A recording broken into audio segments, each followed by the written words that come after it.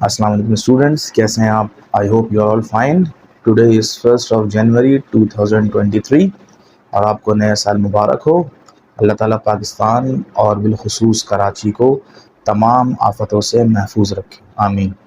आज हम स्टार्ट करेंगे स्टूडेंट्स को एक्सरसाइज नंबर, बल्कि चैप्टर नंबर लास्ट जो आपका 30 आई थिंक ट्रिग्नोमेट्री, वो चैप्टर हम आज अब स्टार्ट करेंगे और उसकी 5 एक्सरसाइजेज हैं।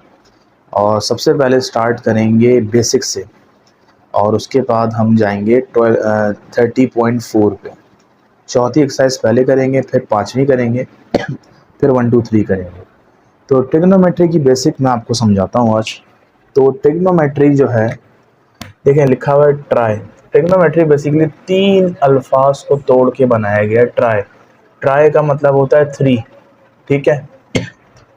गोनो, गोनो का मतलब होता है एंगल, ठीक है। और मेट्री, मेट्री का मतलब होता है स्टडी। तो इसका मतलब हम स्टडी करते हैं 3 एंगल्स के बारे में। इस मतलब ब्रांच को हम कहते हैं ट्रिग्नोमेट्री, ठीक है स्टूडेंट्स। ट्रिग्नोमेट्री की जब बात आती है तो हमारे पास ट्राइंगल की भी बात आती है, और ट्राइंगल में जो सबसे ज़्यादा जिक्र होता है वो होता है हमारे पास राइट एंगल ट्राइंगल का। वैसे तो और भी ट्राइंगल्स हैं, लेकिन ट्रिग्नोमेट्री में अक्सर क्वेश्चन जो है इसके आते हैं, ठीक है। आपको पता है ट्राइंगल के 3 एंगल्स होते हैं। एक ये एंगल होता है इस ट्राइंगल का, एक ये एंगल होता है, और ये वाला तो आपको पता है 90 डिग्री होता है। अगर ये ए है, इसको हमने नाम दे दिया बी, इसको हमने नाम दे दिया सी, ठीक है स्टूडेंट्स। तो 3 एंगल की स्टडी हम ट्रिग्नोमेट्री में करते हैं।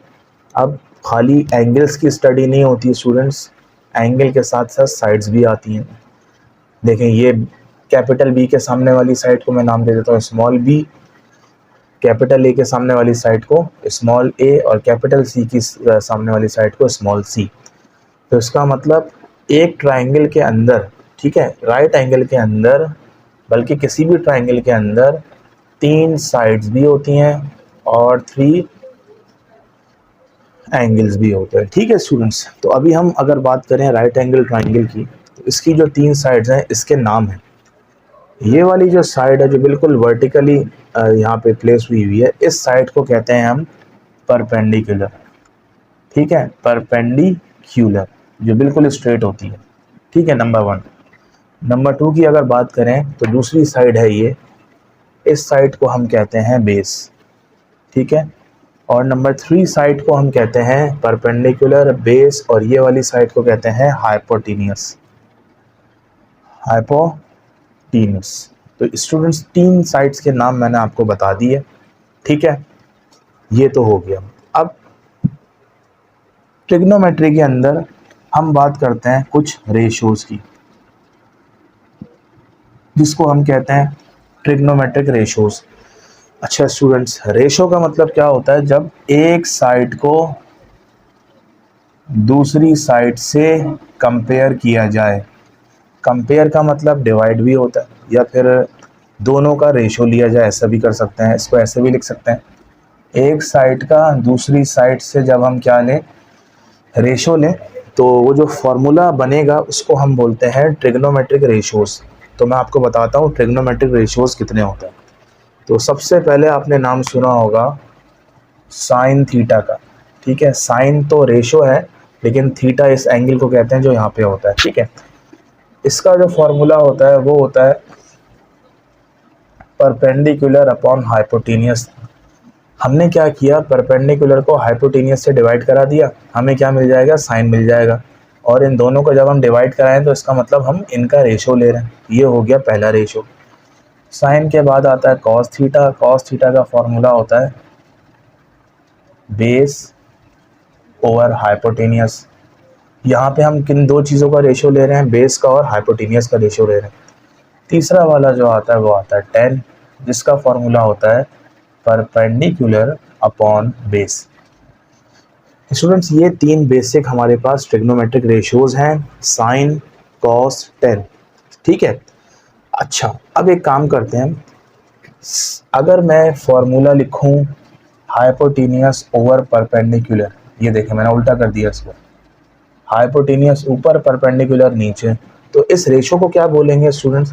इस रेशो को बोलेंगे हम कोसेक।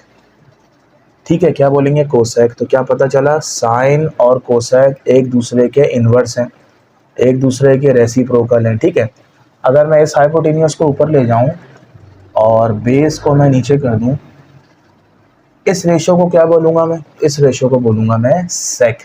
ठीक है, तो क्या पता चला? कॉस और सेक क्या है? एक दूसरे के रेसिप्रोकल है। और आखिर में मैं इस बेस को ऊपर ले जाऊं और परपेंडिकुलर को मैं डिनोमिनेटर में लिख दूं, तो मुझे जो रेशो मिलेगा उसको मैं बोलूँगा, क्या बोलूँगा स्टूडेंट्स? कॉट। तो पता चला tan का इन्वर्स क्या है? कॉट है। तो यहाँ से एक बात तो क्लियर हो गई, ये टोटल 3 रेशो थे, मैंने इनके इन्वर्स भी निकाल के बता दिया आपको। तो टोटल कितने हो गए? 6 रेशोज हो गए। साइन का इन्वर्स कॉसेक, कॉस का इन्वर्स सेक, tan का इन्वर्स कॉट। अब मैं इनका अलग से ना आपको फॉर्मूले लिख के दिखाता हूँ इसके। अब देखें आप, हेडिंग आएगी इन्वर्स। इन्वर्स के फॉर्मूले देखिए जो कि यूज़ होंगे आपके। सबसे पहला फॉर्मूला, साइन थीटा किसका इन्वर्स होता है स्टूडेंट्स? कोसेक थीटा का। तो ये अपॉन में आ गया। अच्छा, आप इसको उल्टा भी कर सकते हैं, कोसेक थीटा किसका रेसिप्रोकल होता है? साइन थीटा का। ऐसा भी कर सकते हैं आप। अच्छा, दूसरा कॉस थीटा, ये किसका रेसिप्रोकल होता है? 1 अपॉन सेक थीटा। इसको भी आप क्या लिख सकते हैं? Sec theta is equals to 1 upon cos theta, ऐसा हो सकता है बिल्कुल। और tan theta is equals to 1 upon cot theta. तो हमारे पास कितने इन्वर्स के फॉर्मूले आ गए? 3 आ गए। 3 आप खुद बना लें, चले मैं बना के दिखा देता हूँ। इसको उल्टा कर दें तो ये हो जाएगा cosec theta is equals to 1 upon sine theta. इसको इन्वर्स करें, ये हो जाएगा sec theta is equals to 1 upon cos theta. Theta इसलिए लगा रहे हैं क्योंकि एंगल के रेफरेंस से हम रेशो लेते हैं। और आखिर में हम टेन का इन्वर्स क्या होता है? कॉट। तो कॉट का इन्वर्स क्या होगा? वही लाजमी सी बात है, 10 होगा। तो ये हमारे पास कितने फार्मूलेज आ गए? फार्मूलाज आ गए इन्वर्स के 6 फार्मूलाज आ गए। इसको आप याद करिएगा, 1 2 3 4 5 6। अच्छा, ये क्या थे स्टूडेंट्स? ये जो 6 थे ना, ये थे रेशो। यहाँ मैं लिख देता हूँ, हेडिंग डाल देता हूँ, रेशोज। तो आपने क्या देखा? रेशोज के मैंने 6 फार्मूला लिखे और इन्वर्स के मैंने 6 फार्मूलाज लिखे। तो इसका आप स्क्रीनशॉट ले लें। अब मैं आपको एक्चुअल में जो फार्मूलाज हैं वो यूज़ जो हो रहे हैं वो बताता हूँ। ये इन्वर्स थे, वैसे तो ये फार्मूला ही हैं, लेकिन इनको नाम दिया इन्वर्स का। ये रेशो है। रेशो का मतलब जब एक साइड को दूसरी साइड से कंपेयर कराते हैं। अब मैं बताऊंगा आपको फार्मूलाज। अब देखिए स्टूडेंट्स, फार्मूला जो है सबसे पहला जो यूज़ हो सकता है आपकी एक्सरसाइज में वो है टेन थीटा का। ये आपको याद करना पड़ेगा। टेन थीटा का फॉर्मूला होता है sine theta upon cos theta. ठीक है स्टूडेंट्स, ये याद कर लें। Tan theta is equals to sine theta over cos theta. अच्छा, आपको पता है ना टेन का रेसिप्रोकल क्या होता है? कॉट होता है। तो कॉट थीटा का फॉर्मूला क्या होगा? इसको उल्टा कर दें बस। ये हो जाएगा cos theta is equals to cos theta divided by sine theta. तो स्टूडेंट्स, ये हमारे पास 2 फार्मूले आ गए। है तो एक ही, लेकिन हमने इसका इन्वर्स ले लिया, दूसरा फार्मूला बन गया। ये आ गई आपकी बात समझ में इतनी स्टूडेंट्स? अच्छा जी, एक और फार्मूला है जिसको हम आइडेंटिटी भी कहते हैं, वो मैं ड्राइव करके बताऊंगा आगे। तो वो यहाँ लिख लें, वो है 1 plus tan square theta is equals to sec square theta. देखा स्टूडेंट्स आपने? 1 plus tan square theta is equals to sec square theta.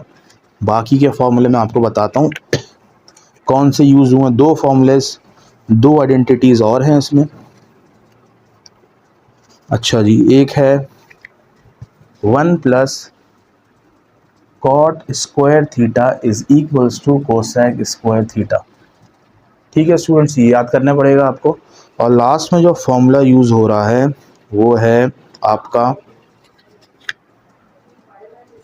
Sine square theta plus cos square theta बराबर है 1 के। ये फॉर्मूला हो गया। ठीक है स्टूडेंट्स, ये होगा बस, और तो नहीं है।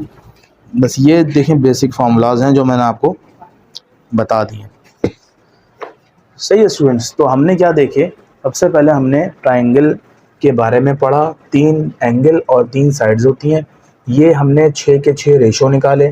फिर मैंने आपको यहाँ पे 6 क्या लिखवाए थे, यहाँ पे 6 इन्वर्स लिखवाए थे, जिस तरह साइन का इन्वर्स कोसेक और कोसेक का इन्वर्स साइन, कॉस का इन्वर्स सेक, सेक का इन्वर्स कॉस, टेन का इन्वर्स कॉट, कॉट का इन्वर्स टेन।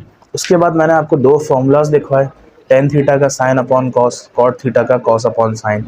उसके बाद मैंने आपको 3 फॉर्मूले मजीद लिखवाए, इसको आइडेंटिटी भी बोलते हैं। इसको मैं आपको बाद में दूसरी वीडियोस में प्रूफ करके बताऊंगा और पेपर में भी आते हैं।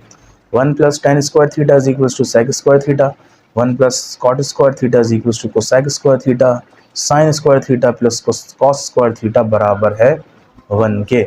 तो स्टूडेंट्स ये आप याद कीजिए, और नेक्स्ट वीडियो में हम स्टार्ट करेंगे अपनी एक्सरसाइज नंबर 4। टिल देन अल्लाह हाफिज़।